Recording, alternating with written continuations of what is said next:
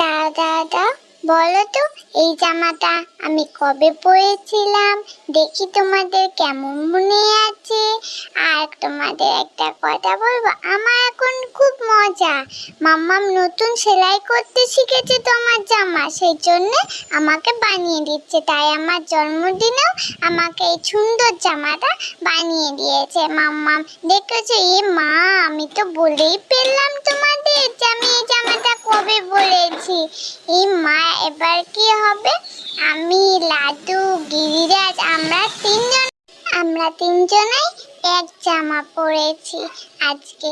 আমার জন্মদিন, মাম্মাম ভাবলো যে আমাকে একা বানিয়ে দেবে, সেই জন্য আমরা তিনজনে এক জামা পরেছি। দেখো, আমি কিন্তু রেডি হয়ে গেছি। এবার লাড্ডু ছোনা রেডি হবে। লাড্ডু কি সুন্দর লাগছে আজকে। আমরা সবাই ম্যাচিং ম্যাচিং পরতে ভালোবাসি। আর তোমরা কারা ম্যাচিং ম্যাচিং পরতে ভালোবাসো আমাকে তাড়াতাড়ি বলবে। দাঁড়াও, তোমাদের তো কমেন্ট করতে হবে। আমি পড়ে নি কবিতা, শ্রেয়া, মাম্পি আর রিয়া। তোমাদের বললাম রাধে রাধে।